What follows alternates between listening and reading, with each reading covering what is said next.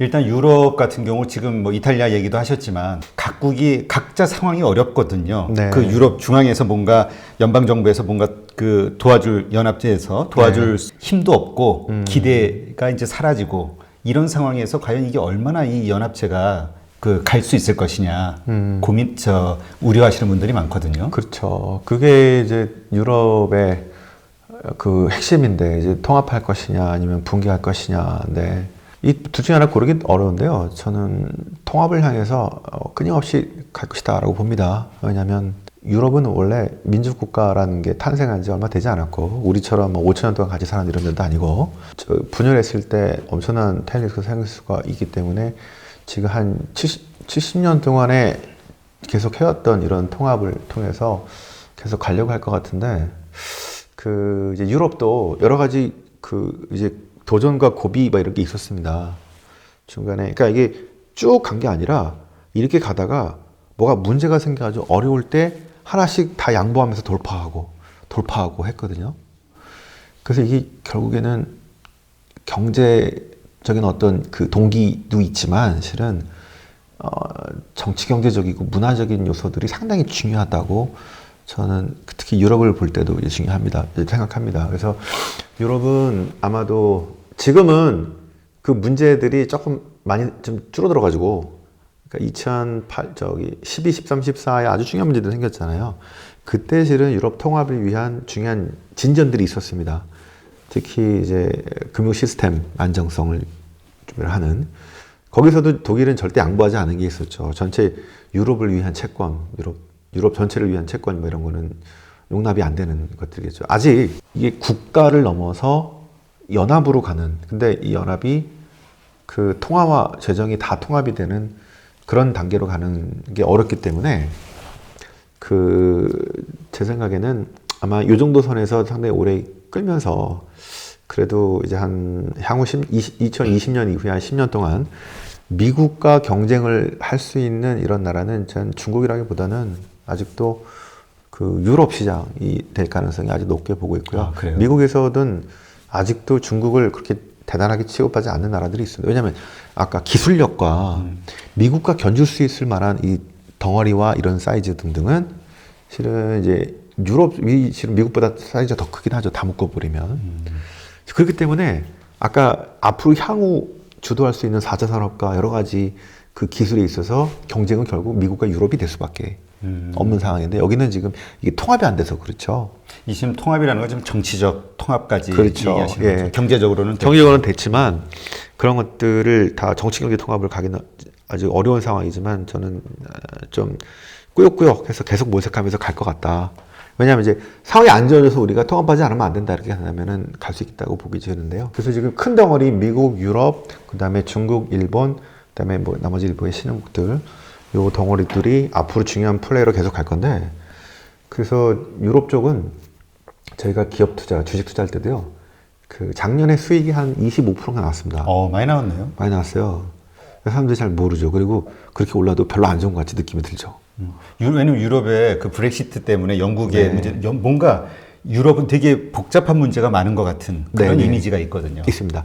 그런데 성장은 일단 정체 많이 됐고요. 그런데 실은 이제 성장과 항상 같이 가는 건 아닙니다. 그 유럽은 실은 저성장인데 주가가 상당히 괜찮았어요. 그 이유는 유동성도 있지만 실은 그 제가 보기에는 배당이 되게 높고요. 그리고 미국 기업과 견줄 수 있는 기업은 실은 유럽입니다. 예를 들어 에어버스 대 보잉, 그다음에 뭐 여러 가지 뭐 지멘스 대 뭐 이렇게, 그다음에 앞으로 여기 스타트업도 그렇고 여러 가지 핵심적인 뭐 핀테크도 그렇고 그다음에 뱅킹도 그렇고 거의 미국 대 유럽 이렇게 보여지거든요.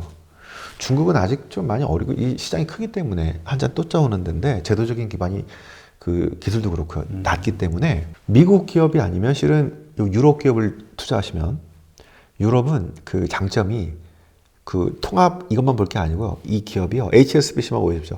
전 세계 은행이에요. 그러니까 여기보다 성장률이 훨씬 높은 아시아와 뭐 중국도 있고 다른 곳에서의 그걸 묶어다가 하니까 엄청나게 많이 나오죠. 유럽만의 은행이 기업이 아니고요. 그렇죠. 전 세계로 돼 있습니다. 그래서 실은 미국 기업과 유럽 기업이지만 유럽 뿐 아니라 전 세계에서 돈을 벌고 있는 아주 뭐 경쟁력이 높은 기업들이 상당히 많이 있어서 그 채권은 아마 거의 마이너스 채권이나 뭐 있기 때문에 쉽지 않은데요. 네. 자, 저희들은 이제 코코나 뭐 이런 게 막 꽤 나오기 때문에 은행 채권 이런 거는 좀 추천을 하지만 일단은 금리가 전반적으로 낮아서 그 유럽 쪽은 기업 저기 주식 쪽으로 잘 보시면 특히 배당 높은 기업들 그리고 요즘 요 한 몇 년 동안은 우리가 부동산 투자를 많이 했죠. 네, 그러니까 오피스텔 같은 거, 아니 오피스 같은 거, 사업용 오피스. 특히 금융위기 이후에 미국은 금융위기 이후에 빨리 올라갔는데 유럽은 유로존 재정 위기를 겪었기 때문에 늦게 이게 반등을 시작했거든요. 그래서 우리나라 그 연기금이라든가 이런 데서 많이 샀습니다. 실은 괜찮은 투자였고요. 그러니까 지금은 이제 더 해야 되나 말아야 되나. 왜냐하면 옛날에 수익이 안 나오는. 근데 이걸 많이 할 수 있었던 이유는 금융위기 이후에 그 일반 분들은 저기 이제 일반 개인 투자가들은 거의 주식만 보시잖아요. 그렇죠. 근데 금융 투자하시는 분들은 주식도 있지만 실은 대체 투자, 오피스, 어떤 뭐 묶어서 이제 풀로 주택 저기를 사는 거 아니면 무슨 인프라 투자 이런 걸 많이 하셨는데요. 결국 채권 방식으로 한 5% 이렇게 그 픽스로 내가 그 고정 수익으로 받을 수 있는 이런 자산들을 하는데 유럽이 괜찮았었습니다. 왜냐하면 이제 유로 재정 위기 생기고 은행이 약간 문제가 된 다음부터는 금리를 거의 마이너스로 내려서 하겠다는 얘기는 은행들한테 마진을 보장하지 않으면서 지난번에 은행들이 문제 일으켜가지고 그렇죠. 서프라임도 터지고 네. 했잖아요. 은행들 돈 벌지 마. 또는 뭐 증권사 돈 벌지 마. 너네 돈 벌면 자 은행들은 예대 마진 줄여 이렇게 나오고요. 증권사하고 저 무슨 운용 저쪽에서 돈 벌면은 이게 사기친 거라고 그러고 자 그 마진을 적게 해주는 그러면 수익성이 적으니까 막 도이치뱅크 막 쓰러지고 부도나냐 그게 아니고요. 돈은 많이 못 버는데 1조 벌다가 5천억 벌다가 2천억 버는 겁니다. 그러니까 주가는 떨어지죠. 네. 그런데 2천억은 계속 벌어요. 왜? 그 뭐 이 안에도 있고요. 해외도 있을 수 있고요. 그다음에 조달이 싸잖아요. 그렇죠. 마이너스기도 하고 0이기도 하니 그 얘기 뭐냐? 돈 벌지 마. 근데 내가 죽이진 않을게. 죽이진 않을 정도니까 실은 해볼 만한 겁니다. 그죠? 왜? 네가 지난번에 계속 방만하게 하다 문제를 일으켰기 때문에 너희들이 자 죽이지 않고 자 아주 이렇게 타이트하게 해주는 대신 니네가 리스크 테이킹을 해서 기업들을 살려. 위험자산 투자를 하고 그래서 경기를 살려라고 자꾸 압박을 자 하고 있어서 실은 이 상황이 마진은 좀 줄어도 괜찮은 유럽만 보면 그렇고요. 그래서 이 기업들은 미국과 필적할 만한 이런 기업들이 전 세계로 네트워크를 가지고 저걸 하기 때문에 돈을 벌기 때문에 괜찮은 알짜 기업들이 상당히 많다. 네, 이렇게 근데 그 EU 가운데서도 뭐 나라들이 워낙 다양하지 않습니까? 네. 뭐 이탈리아 쪽도 있을 거고 독일 어느 나라의 기업이 특히 좀 괜찮을까요? EU 가운데서도 그 핵심적인 국가는 역시 영국, 독일, 프랑스예요. 거의 유럽에서. 네 유로스톡스도 그렇고요. 그 저기 핵심적인 거의 마켓 사이즈도 그렇고요. 그 세 나라가 거의 전부 다 대부분이고요. 스페인부터 해가지고 뭐 이태리 있긴 있는데 크지는 않습니다. 특히 이태리는 이제 큰 회사가 별로 없고 중소 기업으로 많이 돼 있죠.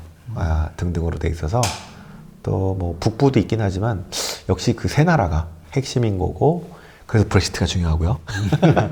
그러니까 지금 그런 반론을 제기하시는 분도 있어요. 네. EU 시장이 그렇게 괜찮다면 영국이 왜 거기서 빠져나오려고 하느냐. 네. 자체 혼자 살겠다고 빠져나오는 거니까 더 네. 나아지겠다고. 그렇죠. 그러니까 EU의 미래를 좀 부정적으로 어둡게 보시는 분도 있단 말이죠. 그렇죠. 근데 저는 그 영국이 유럽연합에서 나오려고 하는 브렉시트를 경제 문제도 있고 또 뭐 실업의 문제도 있고 한데 정치 문화적인 입장도 상당히 크다고 생각합니다. 뭐냐면 영국과 유럽은 그 2000년 동안 다르게 살았어요. 영국은 정치 문화가 규제를 잘하지 않습니다. 경제도 마찬가지입니다. 그 자본주의에 싹인 자유방임주의 이런 자본주의가 실은 영국에서 나왔죠. 그다음에 자유무역도 실은 영국이 실은 많이 원했던 것들입니다. 근데 대륙은요, 규제가 무지하게 심해요.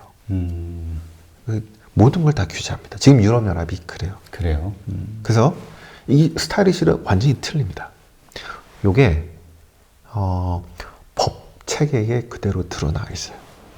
예를 들어서 영미법, 그다음에 대륙법. 요거 좀 다른 얘기긴 한데요. 옛날에 우리나라 저기 박근혜 대통령 탄핵 당했을 때 바로 직전에 브라질 대통령도 탄핵 당했거든요. 네. 그다음에 지금 트럼프 막 탄핵 얘기하죠. 네네. 우리는 탄핵 결정을 마지막에 어디서 했었죠? 저기 헌법재판소? 네, 헌재에서 했습니다. 네. 브라질은 어디서 했을까요? 상원에서 했습니다. 아, 상원에서. 미국은 어디서 할까요? 미국은 상하원 다 돼야 되는 거 아닌가요? 하원에서 해서 상원에서, 미국도 상원입니다. 우리 빼고 왜 요 나라들은 상원에서 결정할 거예요, 최종을. 전부 좀 그 의원 자체가 선출직, 국민에 의해서 선출된 사람들이기 때문에 그런가요? 우리도 실은 마찬가지죠. 근데 그거는 법 체계 때문에 그렇습니다. 우리는 그 일본 식민지 때 만들었던 이 양식이 독일법, 대륙법으로 되어 있습니다. 그죠? 상당히 타이트하고요. 자, 그런데 브라질하고 미국은 영미법 체계로 되어 있습니다. 거기는 우리처럼 헌법재판소에서 판결하는 법적인 탄핵뿐 아니라 상원에서 결정을 하게 되는 실은 정치적 탄핵이 가능한 구조죠. 그러니까 이게 영미법은 되게 플렉서블합니다. 영미 문화가 그래요. 네. 그죠? 대륙법은 무지하게 타이트합니다. 다 되어 있어요. 이게 실은 영국의 정치 문화, 대륙의 정치 문화가 실은 완전히 달랐다고. 이게 다르게 살았는데 2차 세계대전 이후에 영국이 엉망이 되죠. 그러다 보니까 유럽은 되게 잘 살아지고 자 끼고 싶어 했던 겁니다. 그래서 75년부터 해서 한 30년까지 살아봤어요. 근데 아닌 거야. 그리고 이게 점점 자 통합되고 초반에는 괜찮습니다만 그 2008년 금융위기 이후에 다 작살나고 독일 회복되고 넘버 2인 영국 회복됐는데 나머지 개파 내가 얻는 것보다 줘야게 더 많고 이 문제가 점점점 드러나기 시작했다는 것들입니다. 그래서 이게 단순히 이제 실업률과 뭐 유럽은 자 영국은 영국식대로 영국이 원하는 대로 하고 싶은 겁니다. 유럽 안에서 딱 틀 안에 껴안아가지고 이렇게 가는 게 아니고요. 옛날에 하던 대로 미국과도 한국과도 브라질과도 개별 FTA를 맺어서 자 이런 식으로 특히 자 유럽을 상당히 보호무역주의였던 유럽을 이렇게 좀 저기 자유무역주의가 이렇게 끌고 왔던 나라가 사실 영국과 아일랜드였습니다. 그러니까 유럽에서도 상당히 이쪽 편이었는데 이게 너무 힘든 거죠. 그리고 그 안에서 영국이 어떤 방향을 정할 때 옛날에는 경제력으로 했는데요. 서름만의 나라일 때. 근데 지금은 다 갖다 붙여놨으니까 이런 다른 스타일 문화를 갖고 있는 나라가 전체에서 표가 인구수기 때문에 한 10%도 안 돼요. 자기 의사를 하기도 자, 이런 것들이 다 반영이 돼 있다고 보기 때문에 이 문제를 이제 유럽이 쇠퇴할 거니까, 뭐 그럴 수도 있습니다. 영국이 보기에는 저런 스타일로는 안 돼. 차라리 우리 스타일로 가자. 어렵더라도. 나한테 맞지 않는 옷이었다는 거죠. 그게 브렉시트, 특히 하드 브렉시트를 요구하는 사람들의 논리라고 보고 있겠고. 그러면, 그래서 이제 앞으로 영국은 이제 여러 가지 우여곡절을 통해서 일단 뚫고 나가려고 할 겁니다. 네. 우여곡절이 크겠죠. 그게 영국 스타일인 거고요. 그래서 제 생각에는 영국 브렉시트를 이거는 이제 유럽 그 이후로 막 유럽 제가 영국 말고는 나머지 그리스 뭐 등등등은 나가려고 하는 얘기 나오겠지만 실제로 나가기는 쉽지 않다. 거기는 뭐 힘이 없잖아요. 이태리 정도가 실은 힘은 있고 가능성은 있는데 왜냐하면 환율이 이태리의 어떤 경제력보다 너무 지금 이태리로서는 강세인 거죠. 그래서 부담인 거죠. 저기는 그렇죠. 땡큐지만. 근데 이태리는 거의 넘버 3 나라입니다. 독일, 프랑스, 이태리죠. 경쟁력도 있고요. 그래서 정말 이렇게 하면 우리 나갈 수도 있어라는 얘기가 나중에 나오면서 이슈가 될 거는 같은데 속마음은 그럼에도 불구하고 우리한테 좀 좋은 조건을 달라는 식으로 하면서 협상의 여지가 있는 친구들이기 때문에. 그렇군요. 그러면 지금 이제 유럽에 대한 EU에 대한 그 투자 관점은 이제 좋게 보시는 거고요. 가능성을. 단기적으로는 지금 올해 보시면요. 그러니까 작년에 모든 자산들이 너무 많이 올랐어요. 예, 많이 그래서 올랐죠. 저희 이제 이 책의 저희 관점은 자, 지금 이제 딱 1월부터 이제 딱 사니까 들어가 마라. 지금 들어가 하면은 많이 높아졌기 때문에 쉽지는 않은데 지금 이제 조정이 어느 정도 필요하다고 봅니다. 그럴 때 일단은 제일 먼저 사야 되는 자산은 일단 미국 달러 자산이 될 것 같고요. 조정 시에. 그렇죠. 그러니까 받을 때. 그러면서 그건 가져가야 된다는 얘기고요. 네. 그 다음에 또 필적할 만한 데가 바로 유럽에서 알짜 기업들, 그 미국의 주요 기업과 필적할 만한 데들은 결국 유럽일 수밖에 없다는 거죠. 그게 이제 뭐 보잉과 에어버스가 됐든 둘이 양분하고 있는 상황이기 때문에 네. 다른 데가 들어가기 어렵기 때문에. 그다음에 그 기계나 중공업 쪽이 좀 어렵겠지만 그래도 자 미국의 주의가 있다면은 이쪽에 뭐 지멘스나 등등의 기업들이 상당히 잘 버텨지고 있고 가기 때문에 이런 식으로 미국의 대안이 될 만한 나라가 다른 곳이라기보다 일단은 유럽의 주요 기업들일 것 같다. 은행들도 마찬가지라고 보겠습니다. 아, 그렇군요. 네. 그러니까 우리가 유럽에 대해서도 사실 이게 아마 좀 거리상의 문제도 있고 또 네. 우리가 자주 흔하게 접하지 않아서 그런데 네. 사실 뭐 말씀 들어보니까 미국과 사실 뭐 우리 뭐라 그러죠? 그 빵하고 네. 가파해가지고 중국과 미국과 이렇게 비교를 하지. 네. 사실 유럽은 생각을 안 했었거든요. 그렇죠. 그 조금 다른 측면도 있습니다. 이게 빵 같은 그런 한 기업의 독점 이런 거를 유럽 기업들은 별로 안 좋아. 유럽은 안 좋아하고 규제가 심하죠. 그 규제가 심한 것 때문에 빵을 대체하기는 아마 쉽지 않을 수도 있습니다. 그죠? 근데 그 말고 이제 조금 전통 예를 들어 뭐 럭셔리 브랜드인 그 가방 뭐 이런 거. 뭐뭐 가방. 구찌, 샤넬 뭐 그런 거 얘기해도 되나요? 아니 뭐 공중파도 그러니까 아닌데. 무슨 그런 가방 뭐부터 해가지고 럭셔리 브랜드들, 그다음에 그 필수 소비재, 그다음에 제약 같은 거, 의약 같은 거는 의약, 지금 네. 뭐 많이 뛰겠죠. 그런데 보면요 배당도 높고 괜찮은 거의 유럽과 필적할 만하게 가는 데들 되게 많습니다. 그래서 항상 미국과 유럽 기업들을 같이 비교해서 보시는 것들이 괜찮을 것 같다. 네. 생각이 드는 겁니다. 아, 네. 오늘 신환종 센터장님을 모시고 지구 곳곳을 돌아보려고 했는데 미국과 중국, 유럽만 돌아봤습니다. 워낙 이 배경부터 이렇게 해가지고 네. 전략적으로 좀 살펴봐야 될 내용들이 많아서 그래서 좀 이해의 폭을 넓히는 데 도움이 된 것 같고요. 다음에 또 한번 모시고 그 나머지 국가들에 대해서도 한번 또 말씀 들어보도록 하겠습니다. 그렇게 하시죠. 네. 고맙습니다. 네.